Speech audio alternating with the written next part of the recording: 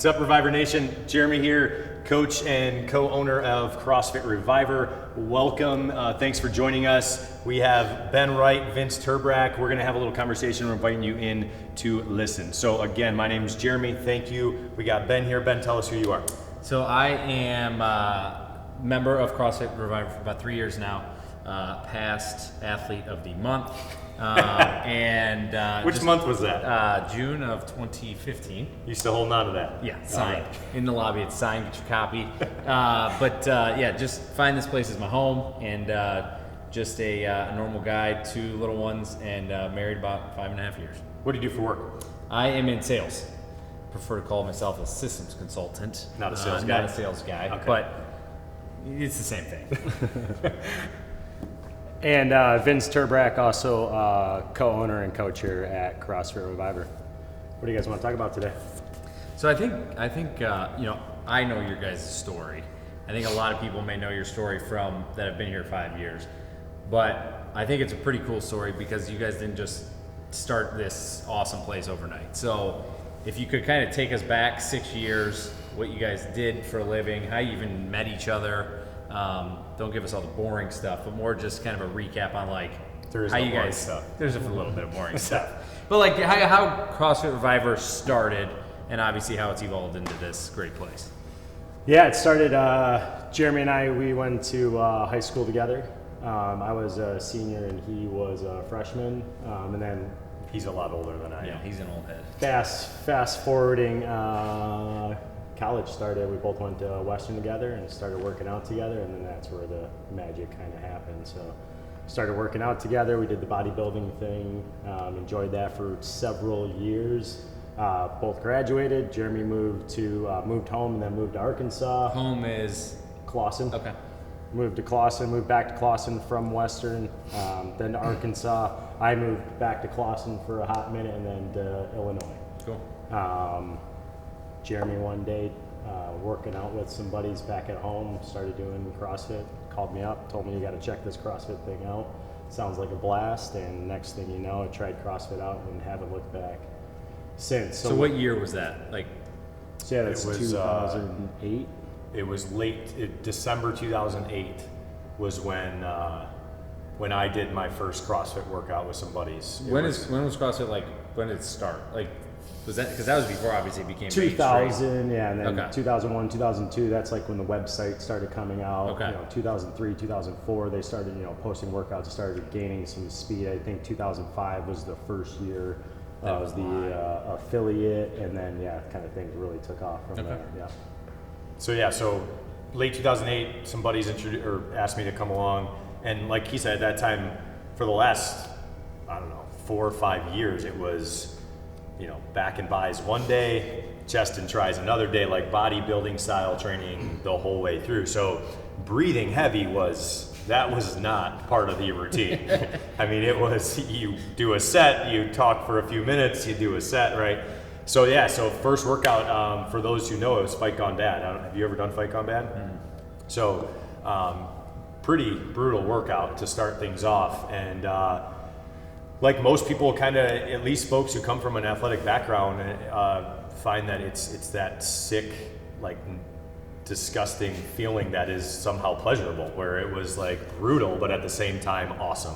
Riveting. And so I got done, I called him, was like, dude, check it out, try it. And I gave him the workout. I think he went to the gym and did it. And then, the rec center. So then he came back, same thing. So ever since then, we kind of started doing CrossFit. And we were doing what a lot of people did, I think at that time with CrossFit, is we'd go on .com, we'd find the workout, we'd go to the gym and do it. And a lot of times it was watching demo videos, because at that time I never did cleans and snatches and some of these other movements that are not so much in the bodybuilding community. And so we'd do that, and we did that for a good, I'd say, I moved to Arkansas in July of 2009, and it was Arkansas was where you worked. What was it called? I was with Hormel Foods, yeah. So got moved down there and found, within a couple months of being there, found a CrossFit affiliate, CrossFit NWA. Okay. And finally got up the courage. At that time, I was like, we had talked many times about it. I was so nervous to go in there. I'm thinking I'm going to walk in here and this place is going to be badass city, freaking, I'm gonna get like, who's the chump walking in the door type of a thing. And yeah, and then finally mustered up the courage and went in, and it was awesome. I mean, it was just a community. People were nice, greeting. The workout was awesome. The coaching, coaches were sweet, and it kind of reopened up my eyes to what training could be. So what year are we in now? That's 2009, Okay. late September, October-ish of So like 2009. a year and change into being involved, doing it on your Little less than a year. Okay. Little less than a year, and then so it was like, dude. At first, it was you got to try CrossFit. And it's like, dude, you got to go to an affiliate. You're in Going to an Chicago. affiliate, yeah, You're still in totally Chicago. different experience. So I was doing it at a gym right across, doing CrossFit at just a normal gym right across the street from my apartment. And he's like game changer, going to an affiliate. Going to the place where it's more acceptable to do the things that we were doing different than bodybuilding. You get laughed at when you're doing kipping pull-ups at Gold's Gym. Lifetime Fitness. Yeah. And so yeah, Jeremy, what did you come up to Chicago for when we kind of toured the different CrossFits in Chicago? I think I had a work a seminar or something, and I stayed an extra day or two, Yeah. and then we went to Windy City Yeah. and tried it out. So Check you're out- at sales at Hormel. What are you doing in I'm a Chicago? school teacher, job-wise? School Chicago teacher. Public Schools. Okay. So yeah, we went and checked out a few different CrossFits, and yeah, Windy City CrossFit. Oh yeah, because we went to a couple. So anyway, go ahead. Fell in love with Windy City CrossFit, the staff, the location, the gym, just the whole community aspect that they had going on there. Knew it was a special place, and it's a game changer doing it at an affiliate. And so now that we're both at affiliates, he's down in Arkansas, I'm in Chicago, it's like, call each other up every day. It's like, dude, I just snatched this. Hey, I just did Fran in this time. And so we could have those conversations back and forth and being able to relate. And it was super, super exciting. And then FaceTiming had just kind of come out. So we got some phones that allowed us to do some FaceTiming back and forth. That was a game changer on our friendship level, other than just hearing each other. See True- each other's true. faces. Definition of a bromance, Yeah. without a doubt. Absolutely. Yeah. So instead of just Shirts the phone on, shirts off. calls, Shirts were on. For that. optional on Sundays, and so able to FaceTime each other, and then it was like we just became obsessed with the gyms and the CrossFit and like everything that it meant. And before you knew it, we're both at the gym way before our class would start, way after our class, hanging out with the owners and the staff there, just trying to absorb information, just absorb this whole thing of CrossFit. Was this dream there yet, or had you guys not Not talked yet. about? Okay. Not yet. I would say about a year or so into doing it at the affiliate. Yeah, it was less than that because that was end of 2009 now, and I got my certification because I actually did my gym in Arkansas was hosting a CrossFit Olympic weightlifting seminar. Okay. And so I signed up for that, and that was, I think, in February of 2010. And at that time, like he said, I began a relationship with the owner down there, and we became close. And he had expressed, hey, if you're ever interested in coaching here, we just need to get you certified, get you some practice, and then I would like you to coach. And so I did that, and then I think it was a month or two after I went and got my level 1. And then it was just a couple months after that, Vince kind of did the same thing, went and got his level 1, and then we both became coaches at the affiliate that we were at. And yeah, I remember that phone call. The first class that I coached on my own, where I think I had the gym to myself, because at that time it was pretty common for CrossFit owners, still kind of common, I think. It was a part-time thing. Like the owners of the gym I was at, he was a full-time police officer. His wife worked full-time, and so that was like a part-time gig. So I'll never forget that first class I coached on my own, locked the door at the end, and I was like, dude, this is what we got to do. And it was pretty much from that time, I'd say that was middle 2010. We went to the drawing board. No kidding. And you both live in Arkansas, Chicago still. Still living there, yeah. And the conversation, for how much we were obsessed with being at the gym and just enjoying ourselves at the CrossFit, it was like a conversation one day. It was how sweet would that be if we were able to open up our own place and be able to do this 24/7 instead of just a few hours throughout the day. And literally, it was like, hey, let's make if we wanted this dream to come true, and that's the dream, let's start working backwards. What are the things that need to happen in order to make it happen? And yeah, literally, I mean, I would pay $1 million to still have the checklist that we would make, and it was every Sunday we would have a business call, And we'd make a checklist out, and then we'd divide the work up. You know, you're going to go do this week. I'm going to go do this week. And then on Sunday, we'd have that conversation again. Hey, these are the things that I checked off my list. These are the things you checked off your list. Cool, let's make a new list. And I mean, literally, things were just falling into place. Getting my level 1, I mean, one of the things was becoming coaches. We thought would be obviously great for us opening up a gym is get some experience coaching.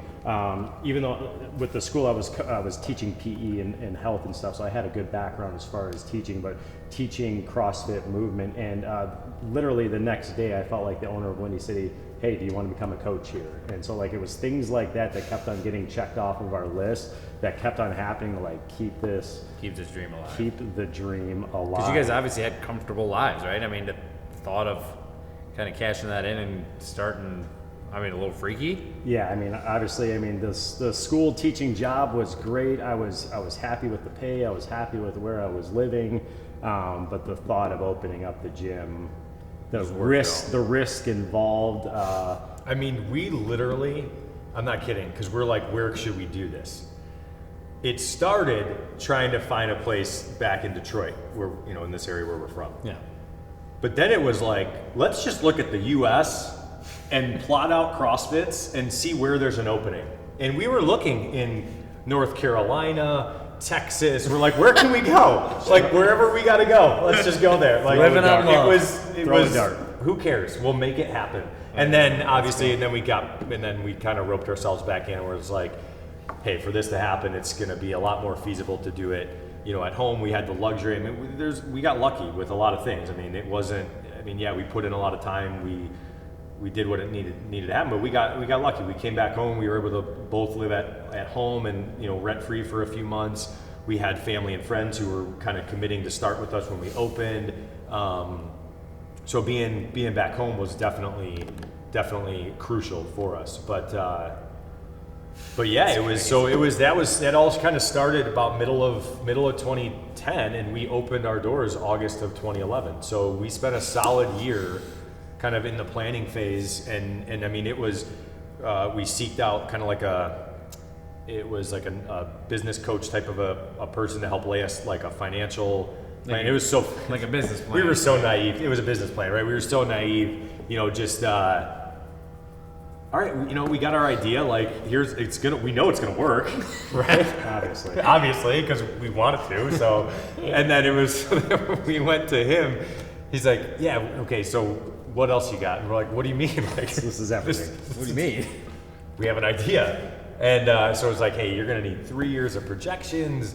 We're gonna need a market analysis of, you know, this and that, and marketing strategies, and we're like, marketing strategies? This is CrossFit. Like, you don't market. Like, people just tell people, and then you go. Yeah. And you build it, they will come. Exactly. And so we learned a lot through that process, and, you know, still learning so much along the way. But so fast forward, we we needed some funding to open it. We did a lot of the funding was investment from us, but then we also needed some funding to help get on our feet. And so we tried with 2 or 3 different banks and kept getting denied because at that time, again, our naiveness kicked in and we didn't understand.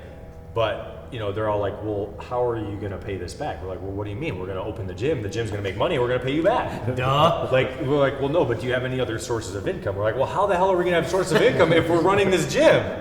So finally, we ended up getting approved for a small line of credit. We placed the equipment order, we signed the lease, and started. Oh, why don't you tell the lease story? Of signing the lease? Yeah.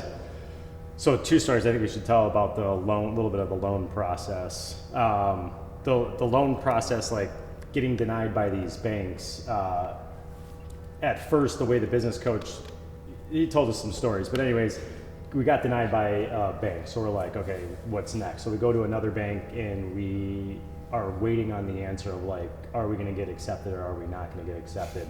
And I'll never forget driving on Lakeshore Drive and getting the phone call of like us getting the loan, like one of the greatest feelings like that you won't forget. Like getting You knew married where you or were your and- first kid, or like those are just one of those experiences. Yeah, I can picture it exactly where I was on Lakeshore, the excitement, calling him up and telling him about it like it was yesterday type of deal. So getting that loan, and like what was crazy is we opened in August. Is I was a school teacher, so school starts back in August. Is I literally I was like 2 weeks away from starting classes before I had to give my 2-week notice to have enough time to be able to move back home.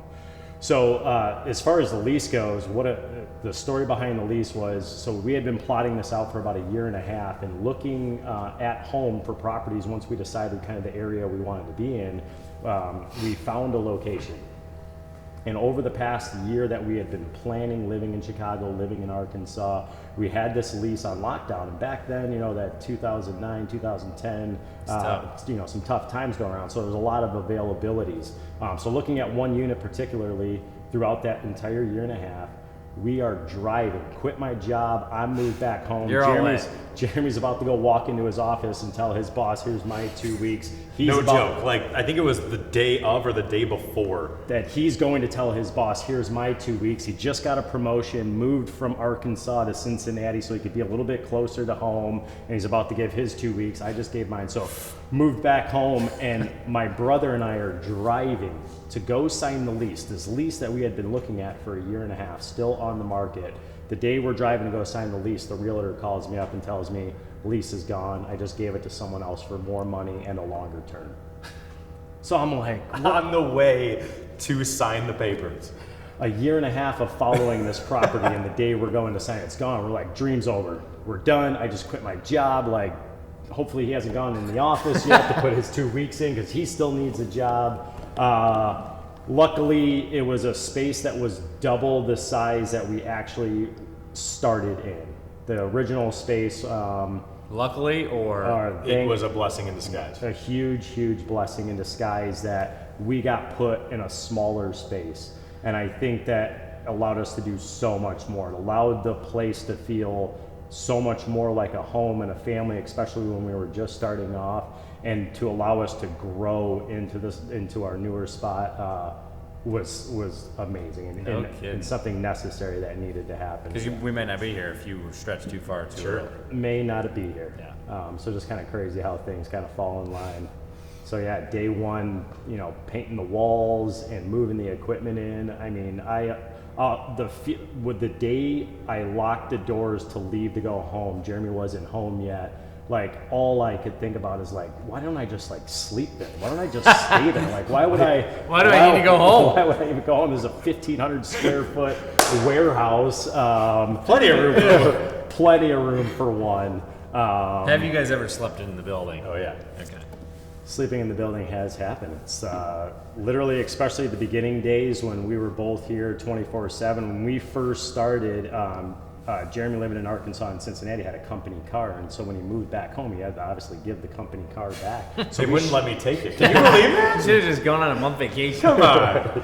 And so we shared a car. So like literally, I mean, I'd pick him up at 4:30, 5 o'clock in the morning. Our last class would end 9:30. By the time we got done, BSing with the last few people that would leave, it was 10 o'clock, 10:30 before we'd get back home, and rinse and repeat. Oh my goodness. 7 days a week for the first year. There were naps. There were lots of sleeping that happened at the gym. That's crazy. Oh yeah. Yeah. But what's the loan story? So the loan of. Oh yeah. Wow. Yeah. So I mean, I don't know how you transition to that, but I think you guys obviously set a goal, right? So and obviously that was a big goal. You were all in. Obviously, not everybody's going to create that, but with resolution season coming, Sure. and people trying to create a goal, maybe not cashing their chips and starting a business, Well, because that's very challenging.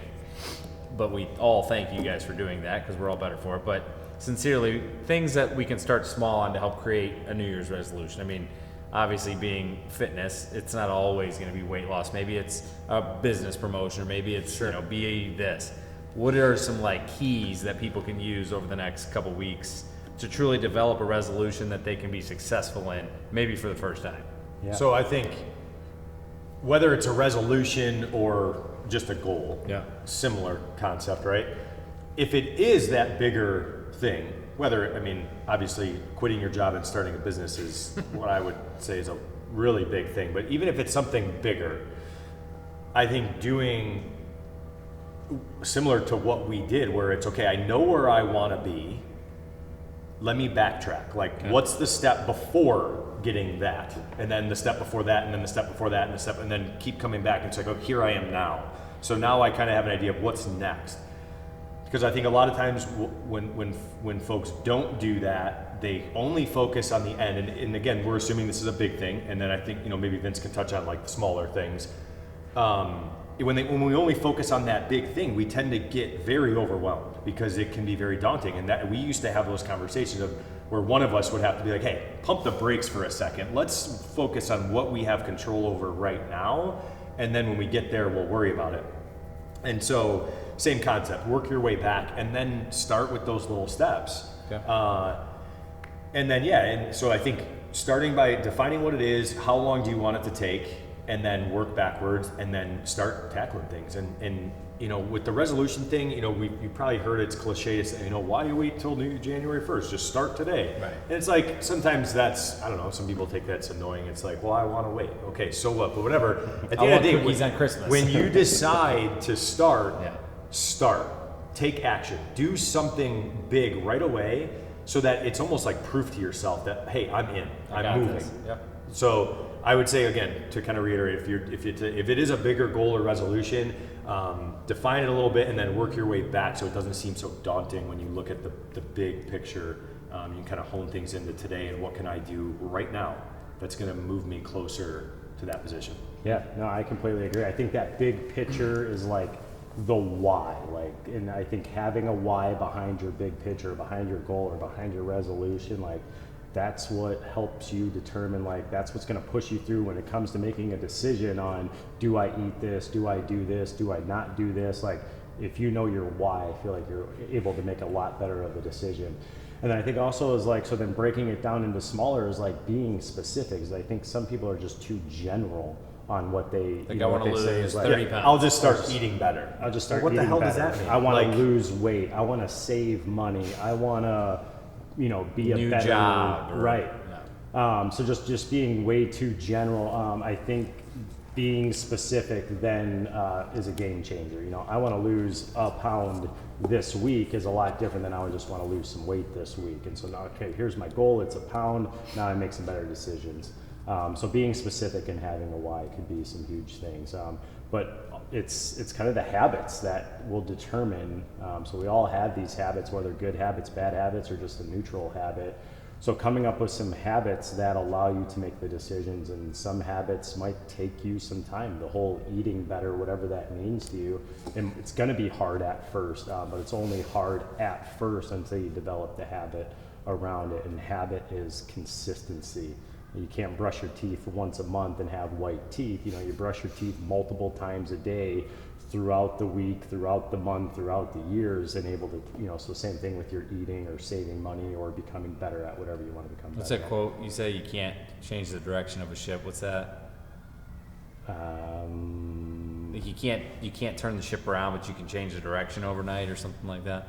Yeah. So thinking about to get from point A to point B won't happen overnight, but you can adjust your sails to now start heading towards that location. So just knowing, I think that's a great point, is everyone wants it now. I want to go from A to B now. And if I can't go from A to B now, why even start? Yeah. Instead of having the mentality of I'm just going to adjust my sails to get to B, and it's going to take some time, but that's okay. I'm heading in that direction. Is a great way to look at it. So understanding the why, picking a goal that there truly is a reason why. Sure.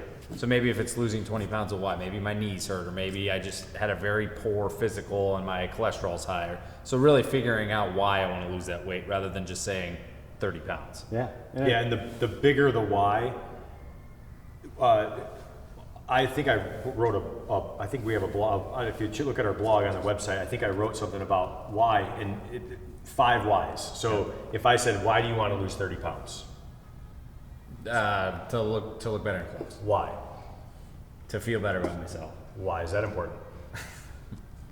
because I want So it to be. do it 5 times, and then by that point, you're drilling into really the emotion behind why is losing 30 pounds great, and why is it going to benefit you? Because if you don't get emotional about it, if it's something challenging, you're not going to do it. Yeah. I mean, seriously, if it's something easy, then yeah, you'll do it. But then how excited are you going to be when you accomplish something super easy? Yeah, you don't And remember. so, one other thing I'll add is, if you're struggling, if you know that, hey, I know I want to improve in some capacity, but I don't have like this goal. I don't have anything definitive that I'm chasing, and I'm really struggling. Sometimes people just really struggle putting something on paper and coming up with something that is important. If that's you, think of a behavior that you know if you start this behavior and or stop a different behavior, you will be better. Whether it's you'll be in better health, you'll have, be better at your job, you'll have a better relationship with your spouse or whoever. Find a behavior that you know will make you a better person in some capacity, and make that your goal. My goal is to do this behavior X number of times a day, a week, a month, whatever it is, and that can be your focus. Because at the end of the day, no matter what the goal is, especially if it's like kind of health, fitness related, it all comes down to behaviors. And if your goal is to lose 30 pounds, that's great, but that's the outcome.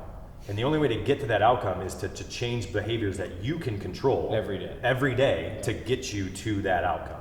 So it really comes down to the behavior. So if you're someone who's like, well, I don't really want to lose 30 pounds, or I don't want to, get my back squat to 400 pounds. Like, I don't have anything specific. Well, just figure out a behavior that you know is going to make you better, and then decide why that behavior is going to make you better, and then commit to it. And that could be a place to get the ball rolling until something maybe does. It's like, okay, now I have something to focus on that I really want to make important and strive for long term. Okay. And obviously, it's same in sales, but if you make a goal in your head and you don't share it or you don't write it down, it ain't never gonna happen. So if I don't have somebody I feel comfortable with holding me accountable, obviously I can talk to you guys, but will I not succeed if I don't write it down or tell somebody? Sure. I mean, So here's the analogy I like for that, is when you're getting taught to drive, you're instructed to look where? ahead. At where you want to go. Yeah. Look to where you want to go, and you will take yourself to that place. So in this case, write it down, post it somewhere, share it, and focus on it. And you don't focus on it once a month, you focus on it every day. You look to where you want to go, and you will start to take over, because that's where your sights are set. Instead of just say it, now it's out over here where no one else can see it and I can't see it anymore, and then you stop focusing on it. So stay aligned with where you want to be. So obviously with what you're saying, changing behavior, it may create a new habit.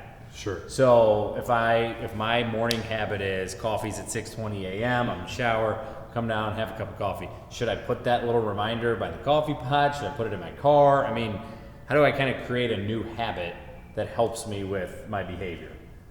I mean, is that even something simple, right? I mean, so mine, one of my goals, or I guess a resolution is I'm bad at biting my fingernails. Same. So to do that is I have a nail clipper in my car, because I'm in my car. I have a nail clipper in my office. I have a nail clipper in my gym bag. I have a nail clipper at home. All the spots that I'm gonna be, there's a set of nail clippers. So now there's no reason to bite my fingernails. Between sets of squats, he's clipping his nails. Because I got nail clippers everywhere. Nail so clippers yeah, on nail clippers. You know what I mean? Because if I had it everywhere but at home, where am I going to be tempted at most? Is at home, or if I didn't have it at the gym. So yeah, as far as your goal is put that thing everywhere. If it's eating bad food, where are you more likely to eat bad food? Going in your fridge, going in the cabinets, going on a drive somewhere. Put that in each of those locations to remind you of what your goal is and what you're really trying to achieve. And then with technology, you could set reminders on your phone. Set a reminder to go off at first. If you're really struggling to develop this habit, set a reminder every hour to go off on your phone that dings and says, hey, drink water, or whatever the behavior you're trying to change, until you start to do it, and then eliminate the reminder. But until it becomes habit, do whatever it takes to keep yourself on. For everybody's different. I mean, that might sound excessive to go out and buy 10 nail clippers, but if he's committed to doing that and he knows that that's going to help him, well, do it. Hell yeah, do it. I think you guys hit it though. I mean, people fail because they don't have a why. That's the So biggest. I to think that's the recap, biggest you thing. have got to have, because Especially if it's a bigger thing. You know what I mean? Like, you know, if it's a small thing, the why, okay, it's easy to accomplish. But if we're talking a bigger thing, you know, weight loss is a common one. If we're talking about losing 20, 30, 40 pounds, I mean, like, that's challenging to do. And if you're not emotional about that, good luck. yeah. And if you, yeah, so yeah, the why is huge. Yeah, sweet. I like it. Well, I mean, I think this is a good start. I mean, I want to wish you guys a Merry Christmas and Oh. a Happy New Year. Yeah, we got Christmas coming up. Thanks, bud. You too. Sweet. Yeah, good talk. So thank you guys for tuning in. We plan on doing this again and again. So if you, hopefully you enjoyed it, subscribe to our channel, hit the like button, leave us some comments with some feedback. And if you have a topic you want us to discuss in the future, leave that as well in the comments and we'll get you that. Cool? Cool. All right, guys. See ya. See ya.